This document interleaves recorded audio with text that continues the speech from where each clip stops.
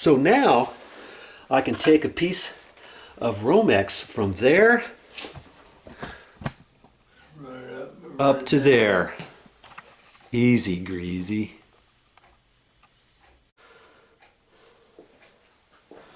All right, it's time to go fishing again. Yep. Do I have to have a license to have this much fun? Never know. Never know. I just got to reach my hand down in there and see where it is.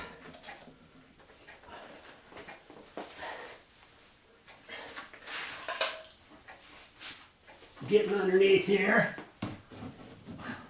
I'm feeling for it. You got it. Moving. Okay, I got to pull it back up out of this hole. And here it comes. There it is. And there it is. Yep. There it is. Okay. That's your next step. Getting ready to install the cut-in box. And I've showed you this before, but on this tab here that comes up, make sure that this little screw sticks out of the end of that, because if you don't, lots of times when you buy these, that screw is not coming out as far. So when you put this up and you try to screw this in after you put it up against the wall, sometimes it wants to pull out of the little rail there. Okay, so what I do, see how it's kind of lifted up right there already? I don't know if you can see that. See there?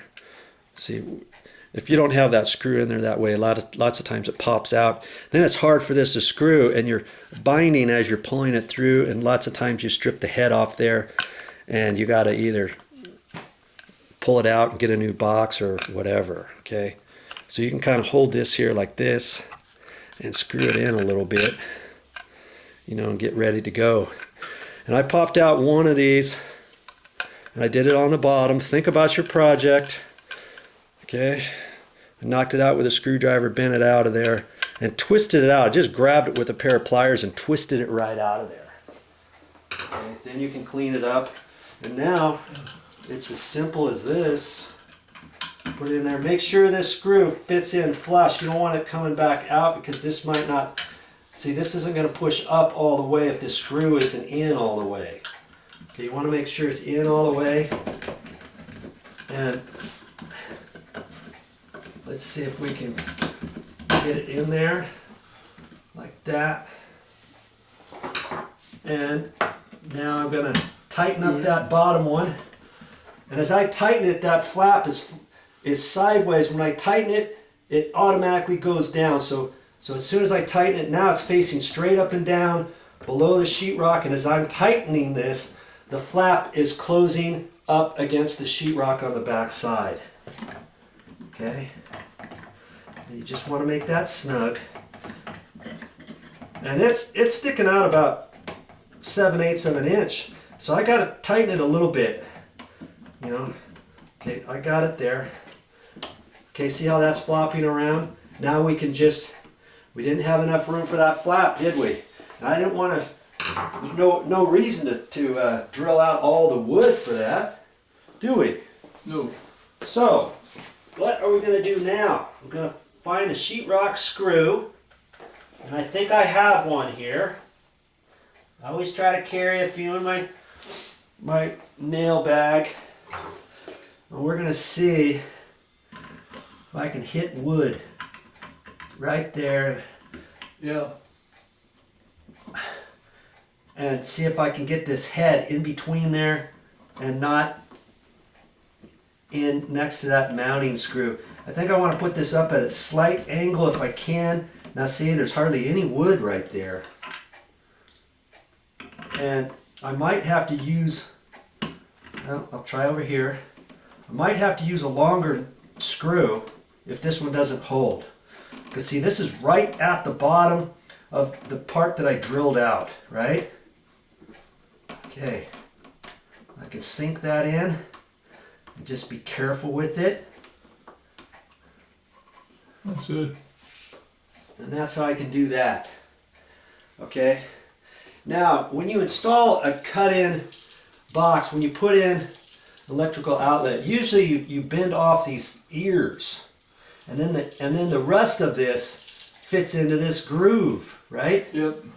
We can't really fit that groove in there all the way now because this screw is in the way, right? Yeah, it is. So, what can I do about that? If I don't want that screw there, I can take it out. And I really can't put it right there because if I do that, the cover plate might hit it. Alright, so I could drill a little hole in the back of the box and put this screw into the rest of the fire block, can I? You could do that. I think I'm going to do that. Okay, but mind you, lots of times people don't even realize they can pull these tabs off, and they usually just take this and screw it right over the face of this. Now you can screw it over the face. Now this part is over this box, and see the box is already sticking out away from the wall 1/16 or so because that's the flap that holds the cut-in box in. Now this sticks out further, so if you put in some cover plates, it covers, some don't cover. You can't get the cover plate tight to the wall. Okay, that's why you cut those tabs off. That's why I'm going to end up not putting a screw there. I'm glad I still measured it that way because I didn't have to drill as much wood out. So now I'm going to take a little bit and drill the back of there and put my sheetrock screw in. I've got a small sheetrock screw. It's only a little over 1 inch long, and that'll be just fine.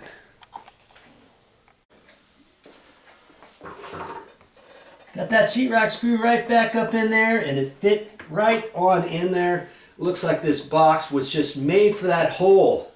You can't even tell that there used to be a fire block there, a telephone jack there, or whatever. Wow, pretty cool. See all the things you're learning?